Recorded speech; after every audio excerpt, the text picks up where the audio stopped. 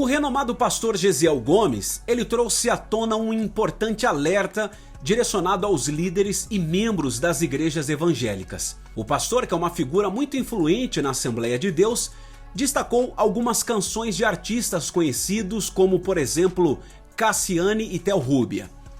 O pastor Gesiel Gomes enfatizou o valor fundamental do louvor a Deus durante o culto, ressaltando que este deve ser vertical, ou seja, os louvores direcionados são para exaltar ao Senhor e não meramente agradar os nossos próprios desejos espirituais. O pastor também pontuou que o louvor desempenha um papel vital na preparação do ambiente para o culto, atraindo a presença de Deus desde que as canções estejam em conformidade com a palavra do Senhor. No vídeo, o pastor Gesiel aconselhou aos pastores e líderes a exercerem um monitoramento atento sobre os louvores cantados nas igrejas, reforçando que os grupos de louvor não devem agir de forma independente, escolhendo canções sem considerar a orientação pastoral. Ele também listou 4 tipos específicos de louvores que os líderes devem abordar com cautela, citando entre eles a canção Com Muito Louvor da famosa cantora Cassiane. Acredita nisso? Outra composição que o pastor Gesiel Gomes questionou, em termos de respaldo bíblico, foi a música de Theo Rubia, Pode Morar Aqui. E para concluir o vídeo, ele mencionou até o Corinho de Fogo, amplamente conhecido como Grandão da Galileia. Ele citou essas músicas alegando que, em sua visão, não deveriam fazer parte de repertório musical nas igrejas, ou seja, não deveriam ser cantadas em cultos. Vamos então assistir o vídeo? Mas antes eu quero pedir o seu like aqui no nosso canal e se você ainda não é inscrito, se inscreva e no final deixa aqui o seu comentário. Eu venho trazer uma palavra de alerta particularmente endereçada aos pastores, aos líderes da Igreja do Senhor, que têm a grande responsabilidade de administrar o culto que se realiza na casa de Deus. Eu estou me referindo especificamente hoje ao louvor que se usa cotidianamente na casa de Deus. Nem tudo que se chama de hino é louvor a Deus. Por exemplo, o hino nacional brasileiro é um hino, mas não é um louvor a Deus. O hino da República é um hino, mas não é um louvor a Deus. O hino dedicado às mães é um hino, mas não é o louvor a Deus. E eu entendo que estão sendo introduzidos alguns hinos na casa de Deus e que podem ser hinos, podem ser cânticos, podem ser até louvor, mas não especialmente louvor a Deus. Aquilo que é louvor a Deus tem que ter algumas características muito especiais. Número 1, todo louvor a Deus tem que ser vertical, tem que subir e agradar a Deus. Não é para nos agradar, não é para satisfazer as nossas maneiras de entender o mundo espiritual, que às vezes são métodos de certa maneira deficientes e em desarmonia com o propósito de Deus. Deus quer receber um louvor que seja santo, um louvor que seja sadio, um louvor que seja reverente. O louvor é uma parte essencial do culto. Normalmente, tradicionalmente, em todas as igrejas, o culto é precedido do louvor. Se o louvor agrada a Deus, nós estamos entendendo que a presença dele foi atraída por aquele louvor, e quando o louvor tem um misto de adoração, então muito melhor, muito maior é o proveito que a Igreja do Senhor pode alcançar. Pois bem, o louvor é uma parte essencial do culto. Então os pastores devem monitorar aquilo que se apresenta na igreja dentro dos louvores. Hoje é muito comum, está já espalhado praticamente por toda a Igreja do Senhor, a existência de grupos de louvor. Mas esses grupos de louvor não podem ser tão independentes que não mereçam um acompanhamento do pastor da igreja.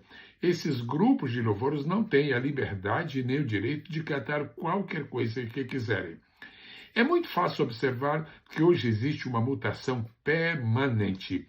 São louvores, às vezes verdadeiros, às vezes entre aspas, que aparecem na igreja do vizinho, na igreja da próxima cidade. São louvores que aparecem com grande destaque na internet, e aquilo que se chamaria no mundo dos pecadores são louvores das paradas de sucesso, e eles estão sendo introduzidos agora na casa de Deus, no culto a Deus. Eu trago uma palavra de alerta aos pastores: muito cuidado para que os nossos louvores não quebrem a nossa reverência. Muito cuidado para que a natureza, a qualidade, o conteúdo dos nossos hinos e dos nossos louvores não venha a entristecer o Espírito Santo de Deus. Vou mencionar os 4 exemplos de louvores que precisavam ser avaliados com segurança, com equilíbrio. Não nos importemos, eu pelo menos não me importo com o que a maioria está pensando, com o que a maioria está dizendo. Nesse particular, é preciso esquecermos a opinião da maioria e procurarmos uma afinidade particular e exclusiva com Deus. Por exemplo, louvores que estão, vou usar uma palavra que não é do meu feitio, somente para ilustrar o sentido bem atual, louvores que estão bombando na internet, louvores que estão com milhares de visualizações e milhares de compartilhamentos, louvores que estão deixando as pessoas eletrizadas, louvores que estão deixando as pessoas, na verdade, altamente motivadas, mas não mais espirituais. Não ficam mais edificadas, não ficam mais perto de Deus. É preciso que os pastores pensem seriamente sobre isto. Vou mencionar alguns casos, conforme havia prometido há pouquinho. Deus não rejeita a oração. A oração é alimento do cristão. Pastores, como é que os senhores têm permitido que durante anos se cante na igreja do Senhor, nessa igreja que segue a Bíblia, nessa igreja que respeita a Bíblia, nessa igreja que honra a Bíblia, como os senhores têm permitido que se cante que a oração é alimento? A oração é alimento de quem? Se a oração é alimento de Deus, eles devem estar padecendo de congestão, porque tem cada oração que, na verdade, é uma catilinária, é uma ofensa, é uma agressão, é uma vingança. Como nós aceitamos que se cante na casa de Deus que a oração é alimento do cristão? Amados, alimento do cristão não é oração. Alimento do cristão é a palavra de Deus. Agora, se a oração não alimenta Deus, e claro que não alimenta o crente que ora, então nós somos uns monstros. Nós oramos e depois comemos a nossa própria oração. E algumas orações que não merecem ser digeridas, não merecem ser comidas, não merecem ser deglutidas. Agora, recentemente, começou-se a cantar e cantar e cantar o hino que representa a igreja, o Senhor pedindo a Jesus para bater na porta. Bate na porta que eu vou abrir. E eu abrindo, tu vais entrar e nós vamos dançar. Eu penso que nós precisamos ter mais juízo, nós precisamos ter mais sabedoria, nós precisamos ter mais equilíbrio. Como é que a igreja está cantando o hino sugerindo que quando nós chegarmos no céu, nós vamos dançar com Jesus? Onde é que está o respaldo bíblico?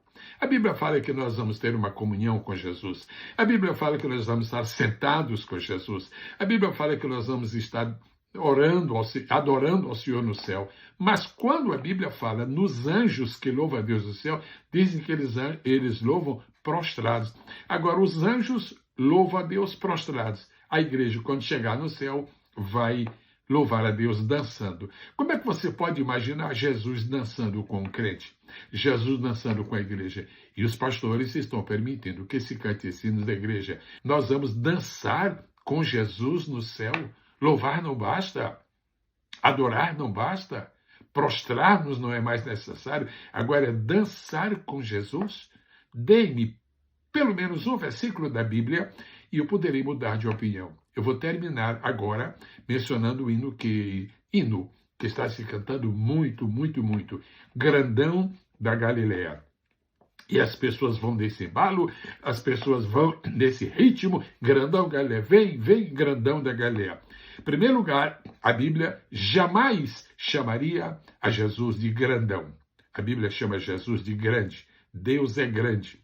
Mas quando um compositor, sem a inspiração de Deus, quando um cantor emocionado com a sua própria habilidade, com o seu talento de compositor, quando um cantor esquece completamente a Bíblia e compõe uma pequena canção e chama Jesus de grandão, ele está cometendo, a meu ver, ele está cometendo uma grande reverência, uma profunda reverência para com Jesus.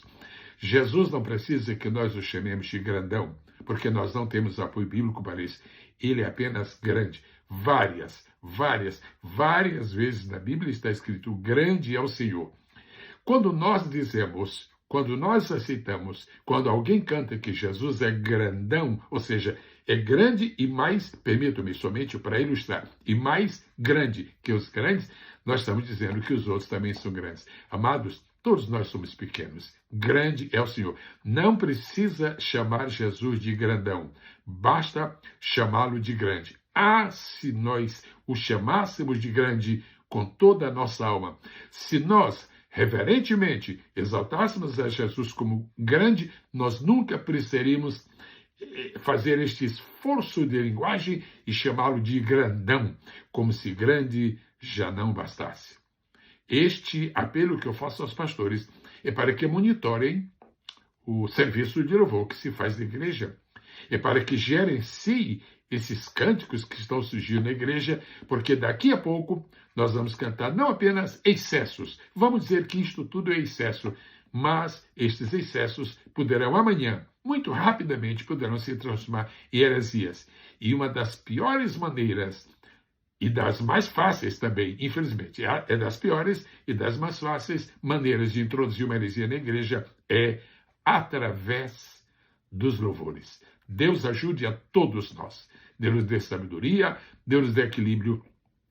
Eu não sei que tipo de comentário haverá para esta minha palavra aqui. Eu não tenho a menor ideia. Agora tenho a consciência tranquila de que estou fazendo o meu papel. Estou avisando aos pastores que tenham muito cuidado, que nós não continuemos cantando que a oração é alimento. E, por favor, que nós paremos de cantar, que vamos dançar com Jesus no céu, porque não vamos dançar absolutamente. E, finalmente, que Jesus não precise ser chamado de grandão, que ele seja chamado de grande e que grande seja a nossa reverência para com ele. Deus a todos abençoe, no precioso nome de Jesus. Posso lhe pedir um favor? Compartilhe, ou seja, comente esta palavra.